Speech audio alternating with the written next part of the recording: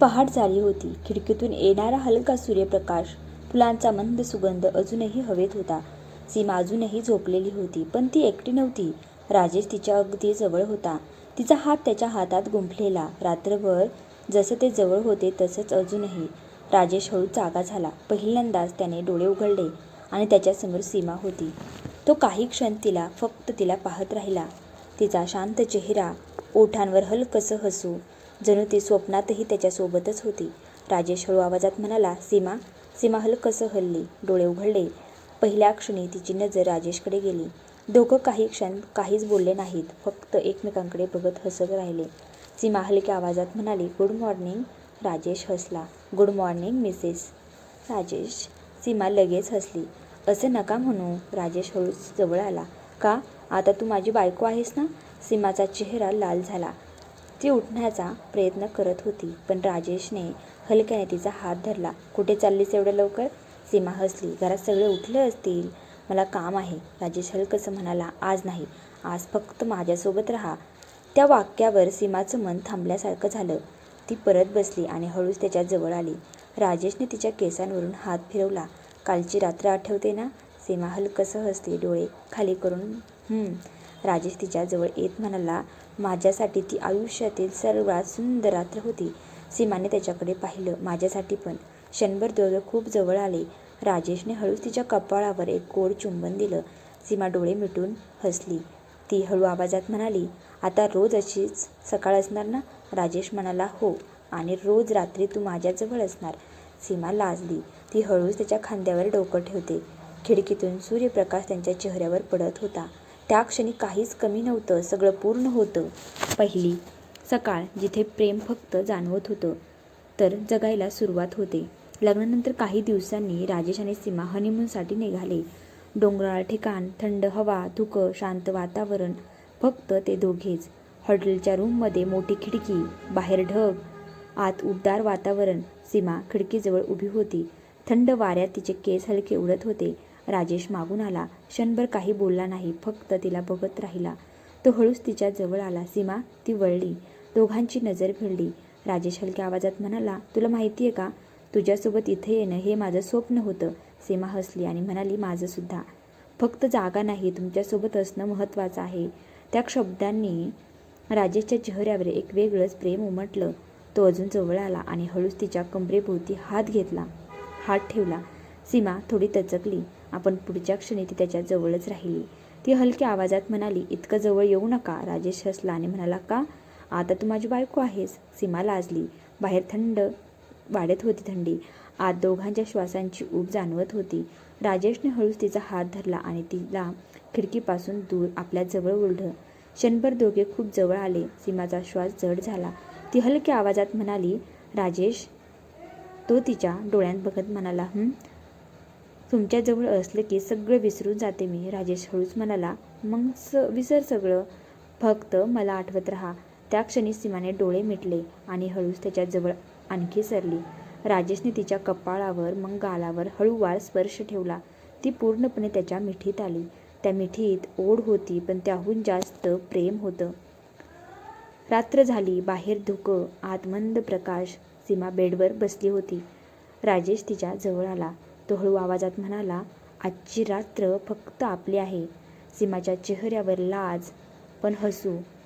ती हळूच म्हणाली, त्या रात्री त्यांनी वेळ पाहिला नाही, बाहेरचं काही आठवलं नाही. फक्त एकमेकांच्या जवळ, एकमेकांच्या स्पर्शात, एकमेकांच्या प्रेमात हरवले.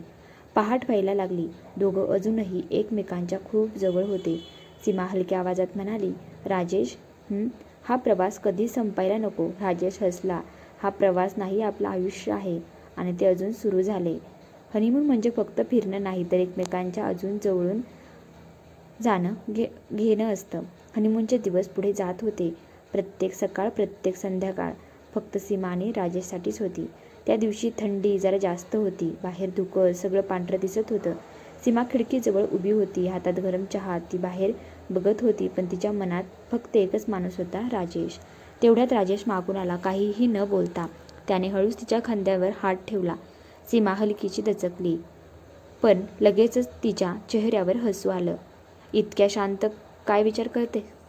सीमा हलक्या आवाजात, आपण इथे आहोत हे सगळं खरं वाटत नाही कधी कधी. राजेश तिच्याजवळ अजून सरकला. मग रोज असंच वाटू दे, कारण हे सगळं आता कायमचं आहे. त्या शब्दांनी सीमाचं मन भरून आलं. ती हळूच मागे वळली. दोघं खूप जवळ उभे होते. राजेशने तिच्या केसांवरून हात फिरवला. तुला थंडी वाजते का? सीमा हलकसं म्हणाली, थोडीशी. राजेश म्हणाला, मग उपाय आहे माझ्याकडे. तो हळूच तिला आपल्या मिठीत घेतो. सीमा पूर्णपणे त्याच्या जवळ येते. त्या मिठीत ऊब होती, पण त्याहून जास्त प्रेम होतं. ती हलक्या आवाजात म्हणाली, राजेश, तुमच्याजवळ असलं की काहीच नको वाटतं. राजेश तिच्या केसांमध्ये हात फिरवत म्हणाला, मग कधीच दूर नको जाऊस. सीमा हसली. आता शक्यच नाही. थोड्या वेळाने दोघे बाहेर फिरायला गेले. डोंगर, थंडी, धुकं. सीमा चालताना थोडी थरथरत होती. राजेशने तिचा हात पकडला. यावेळी त्याने पकड अजून घट्ट होती. घाबरतेस का? सीमा हसली. नाही, तुम्ही आहात ना. ते दोघं चालत राहिले, हातात हात. कधी बोलणं, कधी शांतता. एक ठिकाणी ते थांबले. खाली दरी, समोर ढग. सीमा हलक्या आवाजात म्हणाली, किती सुंदर आहे ना सगळं. राजेश तिच्याकडे बघत म्हणाला, हो, पण माझ्यासाठी सगळ्यात सुंदर तू आहेस. सीमा लाजली. ती त्याच्या जवळ आली आणि हळूच म्हणाली, तुम्ही ना खूप बोलता. राजेश हसला.